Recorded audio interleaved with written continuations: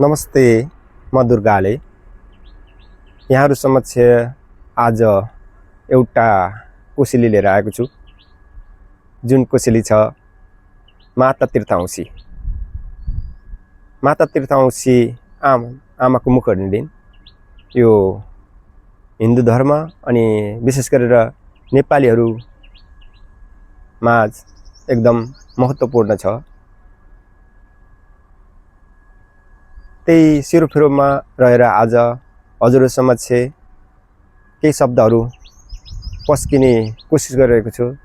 आशा छ यहाँहरुले सुनेर मलाई सल्लाह सुझाव दिनुहुनेछ। बोल्दै जाँदा कतै कसैलाई अनजानमा ठेस लाग्न गएमा अहिले नै म माफी माग्न चाहन्छु। माता तीर्थांशी एउटा नेपाली समाजमा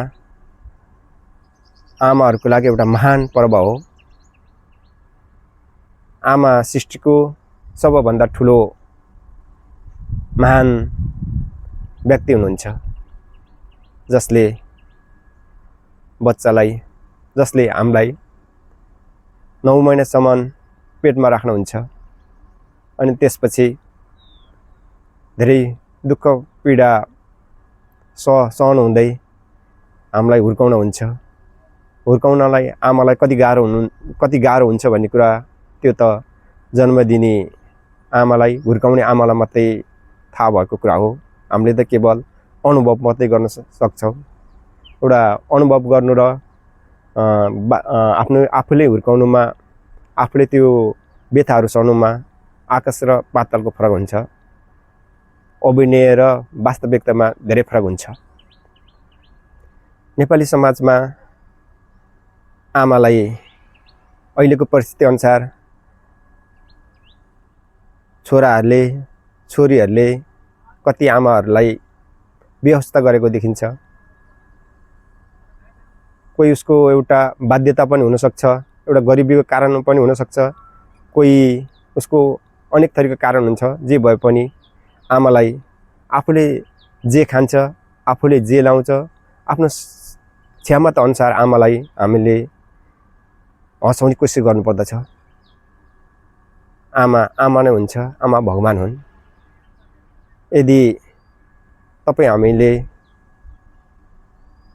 मन्दिरमा गएर भगवानलाई पूजा गर्छौं, यदि साच्चै नै प्रत्यक्ष भगवान भनेको आमा हुन्, आमालाई हामीले खुसी राख्न सके भने मलाई लाग्छ मन्दिर घर छोडेर टाढा टाढा मन्दिरहरु धाइरहनु पर्दैन। आफ्नो भगवान हाम्रो आफ्नै घरमा छ। किनभने अहिलेसम्म संसारमा कसैले भगवान देखेको छु भनेर प्रमाणित गरेको मलाई थाहा छैन। मैले पनि अहिले जन्मेर यत्रो उमेर भइसके, अहिलेसम्म मैले पनि भगवान कहीं देखेको छैन। म धेरै मन्दिरहरुमा पनि हिन्दू, धेरै मन्दिरहरुमा जान्छु अनि धेरै साथीहरुलाई अरु तपाईको मुस्लिम क्रिश्चियन धेरै साथीहरुलाई सोध्छु, तर कोही पनि साथीले अहिलेसम्म भगवान देखेको छु कसैले पनि भनेको छैन। मलाई पनि थाहा छैन। त्यसैले यदि साच्चै नै भगवान हुनुहुन्छ भने त्यो प्रत्यक्ष भगवान आफ्नो बाउआमा नै हो। त्यसैले हामीले सधैं बाउआमालाई खुसी राखौं, बाउआमाको मनलाई शान्ति राखौं, बाउआमालाई सुखी राखौं। किनकि बाउआमाको एउटा सोच नै जब हामी गर्भमा बस्छौं त्यसपछि आमाको एउटा चाहना हुन्छ, आमाको एउटा सोच हुन्छ, यो बच्चालाई मैले जन्माउँछु, ठूलो बनाउँछु अनि मलाई बुढेसकालमा यसले मलाई पाल्छ टाल्छ। म मरेपछि यसले लगेर मलाई फाल्छ। त्यसपछि मरिसकेपछि यसले मलाई के गर्नुपर्ने आफ्नो धर्म अनुसार गर्नुपर्ने त्यो गरेर यसले मलाई स्वर्ग पुर्याउँछ भन्ने एउटा आमाको ठूलो सपना हुन्छ। त्यही सपना देख्दै आमाले 9 महिनासम्म उसलाई के भन्छ हामीलाई पेटमा राख्नुहुन्छ, पीडा बिर्सनुहुन्छ। त्यो सपना देखेर यो बच्चा जन्मिन्छ, हुर्किन्छ, ठूलो हुन्छ अनि मलाई सुखसित पाल्छ, मलाई मरेपछि फाल्छ, राम्रो गर्छ भन्ने सपना देख्नु हुँदै आमाले त्यो 9 महिनासम्म बोकेको पीडाहरुलाई उहाँले के हुनुहुन्छ बिर्सिनुहुन्छ। त्यो आमाको सपनालाई हामीले साकार गर्नुपर्छ। त्यो आमाको सपना साकार गर्ने दिन एउटा यो कुशे औँसी दिन माता के अरे कुशे औँसी सरी यो माता तीर्थ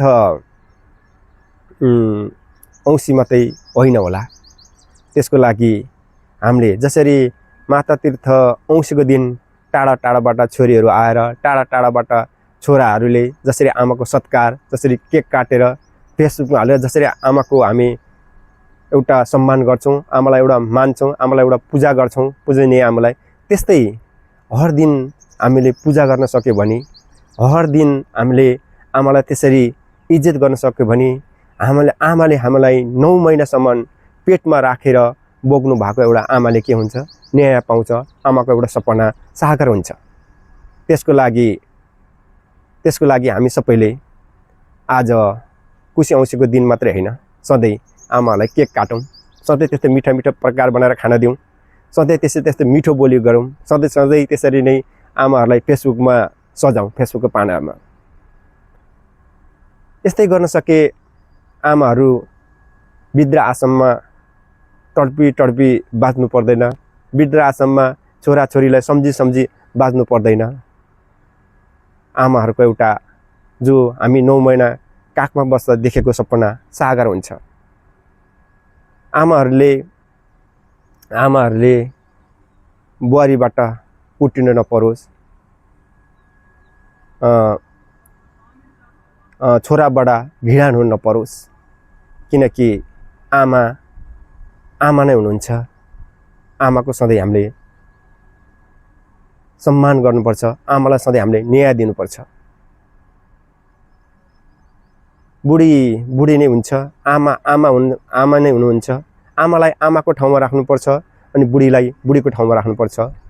बुढीको कुरा सुनेर कति समाजमा कति त आमालाई हिर्काएको, आमालाई घरबाट निकालेको धेरै त्यो उदाहरणहरू देख्न सकिन्छ। त्यस्तै समाजमा आमाको कुरा सुनेर बुढीलाई घरबाट निकालेको, हिर्काएको, हेला गरेको धेरै उदाहरणहरू छ। त्यस्तो राम्रो होइन। हामीले आमालाई आमाको ठाउँमा राख्नुपर्छ, बुढीलाई बुढीको ठाउँमा राख्नुपर्छ। र जुनलाई आमाले बुहारीलाई के भनेछ भने बुहारीको के गल्ती छ, आमाले भनेछ भने आमाको के गल्ती छ त्यो विचार गरेर त्यो बुझेर आमालाई सम्झाउनु पर्छ, बुढीलाई सम्झाउनु पर्छ। त्यसो घरको वातावरण सुन्दर हुन्छ, शान्ति हुन्छ।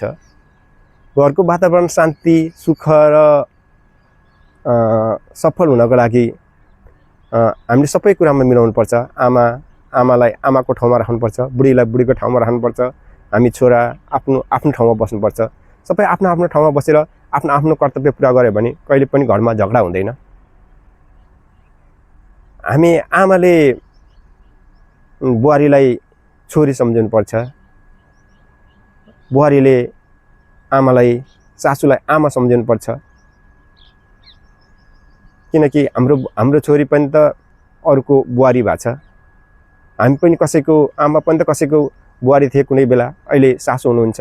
त्यसले गर्दाखेरि बुहारीले सासूलाई आमा सम्झेर आफ्नो कर्तव्य पुरा गर्न थाल्यो भने, सासूले छोरी सम्झेर आफ्नो कर्तव्य पुरा गर्न थाल्यो भने कहिले पनि समाजमा यो आमाले घृणित हुनु पर्दैन, आमाले हेलित हुनु पर्दैन, बुहारीले घृणित हुनु पर्दैन, बुहारीले हेलित हुनु पर्दैन। घरमा सधैँ सुन्दर वातावरण रहन्छ, सुखी रहन्छ, खुसी रहन्छ। सबै आमाहरू आमा हुँदैनन्, कोही कुआमा पनि हुन्छन्। हामीले धेरै अहिलेको हालचालमा त कुआमाहरू धेरै दिन बढ्दै गइरहेको छ। अहिलेको नेपाली समाजले गर्दा एकदम स्वतन्त्र वातावरणले गर्दाखेरि आमाहरू धेरै नै कुआमाहरू दिन प्रतिदिन बढ्दै गइरहेको छ। यो कुआमा बढ्नुमा हाम्रो समाजको अनि हामी जस्तै छोराछोरीको पनि ठुलो हात छ। किनकि जसले जुन बेला आमाको आवश्यकता थियो, दुधको आवश्यकता थियो, आमाको काखको आवश्यकता थियो, त्यो बेला छोडी जाने आमालाई जब आमा छोडेर जान्छन् त्यसपछि आमाले वास्ता गर्दैन। तपाईलाई कोही काकाले, कोही काकीले, कोही फुपूले, कोही बाजे नातिले, कोही बाबाले हुर्काएर तपाईँलाई जब तपाईँ आफ्नो खुट्टामा उभिने हुन सक्नुहुन्छ, जब तपाईँ आफ्नो भाग्य आफै कोर्न सक्ने हुनुहुन्छ, जब तपाईँ आफ्नो गन्तव्य आफै चल्न सक्ने हुनुहुन्छ, त्यो बेला फेरि त्यो छोडी जाने आमाले फेरि तपाईँलाई मेरो बाबु, मेरो नानी यस्तो गरेर त मैले छोडेर गएको, हर किसिमको बहाना बनाएर तेरो बाउले हेला गरेर, तेरो हजुरआमाले हेला गरेर तिमीलाई यस्तो भएर भन्ने हुन्छ। त्यो बहाना एउटा बहाना मात्रै हुन्छ। यदि साँच्चै नै हृदयदेखि नै छोराछोरीलाई माया गर्ने आमाले कहिले पनि छोराछोरीलाई छोडेर जाँदैनन्। बरु मर्न तयार हुन्छ छोराछोरीको लागि। छोराछोरीलाई हर पीडाहरू सहन ऊ तयारी हुन्छ। बुढाको पिटाइ खान, समाजको हेलासँग, समाजको घृणासँग ऊ तयार हुन्छ, तर उसले आफ्नो छोराछोरीलाई छोडेर जाँदैन।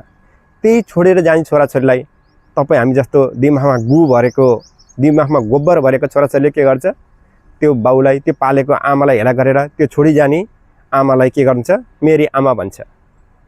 त्यसले गर्दाखेरि के भएको छ, मैले छोडे पनि छोराछोरीले त फेरि मलाई माया गर्दो रहेछ। फेरि अर्कोले हो पल्लो घरको साइले दिदीले छोडेर गएको थियो, छोराछोरीले त माया पो गर्दो रहेछ। अब म पनि यसलाई छोड्छु, अर्कोसँग जान्छु, खुसी गर्छु, फेरि त्यो छोराछोरीले त मलाई पालिहाल्छ। के छ त, अहिले एक दुई जीवन मजा गर्छु, पछि बुढेसकालमा छोराछोरी भइहाल्छ, त्यो भन्ने सोच हुन्छ। त्यो सोचले गर्दाखेरि अहिले हाम्रो नेपाली समाजमा के भएको छ, कुप्रभाव बढ्दै गइरहेको छ। छोरा दिनदिन के हो, डिभोर्स, छोराछोरी छोडेर जाने, छोराछोरी छोडेर भागिदिने, छोराछोरीको बिचल्ली, यो हुनुको कारण के छ, तपाईँ हामी जस्तै एउटा बेकुफीले गर्दा नै यो नेपाली समाजमा दिन प्रतिदिन यो नराम्रो कुआमाहरू बढ्दै गइरहेको छ। यो कुआमाहरूलाई घटाउनको लागि, प्रतिशत घटाउनको लागि के गर्नु पर्यो, तपाईँ हामी सजग हुनु पर्यो। छोडेर जाने आमालाई वास्ता गर्नु भएन, किनकि त्यो छोडेर जाने आमालाई वास्ता गर्न थालेपछि त उसको के हुन्छ, मनोबल बल्छ समाजमा। मैले छोडेर ऊ पल्लो घरको काइली भाउजूले छोडेर गएको थियो, फेरि त्यो भत्ता भइदिनेले फेरि त्यसलाई माया गर्यो, त्यसले सुख पाइरह, फेरि ल्याएर राखेछ भन्ने हुन्छ। त्यसले गर्दा सबैले के हुन्छ, छोडेर जाने हुन्छ। त्यसले गर्दा के गर्नु पर्यो, हामीले जो आमाले छोडेर गए, जो हामीलाई आमाको आवश्यकता थियो, आमाको काखको आवश्यकता थियो, आमाको मायाको आवश्यकता थियो, त्यो बेलामा त आमा पाएन भने अब हामी सबल भएपछि, आफ्नो खुट्टामा हिँड्न सकेपछि, आफ्नो भाग्यमा बाँच्न सकेपछि, आफ्नो खुसीमा हाँस्न सक्ने भइसकेपछि हामीलाई किन चाहियो। त्यसले गर्दाखेरि म सम्पूर्ण बाबु नानीहरूलाई भनौँ, सम्पूर्ण साथीभाइलाई भनौँ, समाजमा यो घटिरहेको यो विकृतिको हटाउनको लागि यसलाई हामी सबैले यस्तो गर्नु पर्यो कि सबैमा यो एउटा जनजागरण सबैको दिमागमा यो हाल्नु पर्यो। अनि हाम्रो आमा भनेको के हुन्, भगवान हुन्। आमालाई सधैँ के गर्नु पर्यो, पूजा गर्नु पर्यो। आमालाई कहिले पनि रुवाउनु भएन। आज हामीले आफ्नो आमालाई रुवाउँछौँ, भोलि गएर फेरि पछि हाम्रो छोराछोरीले पनि हामीलाई त्यसरी नै रुवाउँछौँ। जसरी अहिले हाम्रो आमाबाउलाई हामीले वृद्ध आश्रममा जाने वातावरण बनाउँछ, त्यसै भोलि फेरि हामीले पनि त्यही बाटो। त्यसले गर्दाखेरि हाम्रो छोराछोरीको अगाडि एउटा उदाहरण बनाउँ। हाम्रो बाबाले त हाम्रो आमालाई, हजुरआमालाई यति माया गर्नुभएको थियो, त्यसले यति माया गर्नुभएको थियो, हामीले पनि हाम्रो हजुरआमालाई माया गर्नुपर्छ, हाम्रो बाउले जस्तै माया गर्नुपर्छ भोलि भन्ने एउटा वातावरण बनाऊ। हामीले बाउआमालाई माया गर्नुपर्छ भन्ने एउटा हाम्रो छोराछोरीमा पनि एउटा सोचको के हुन्छ, विकास हुन्छ। त्यसैले गर्दाखेरि कहिल्यै बाबाआमालाई नरुवाऊ, बाबाआमालाई दुखी नबनाऊ। हाम्रो भगवान हुन्, उहाँहरूलाई सधैँ खुसी राखौँ, उहाँहरूको आशीर्वाद लिउँ। उहाँहरूको एउटा मुस्कानले हाम्रो दिन शुभ हुन्छ, शान्ति हुन्छ।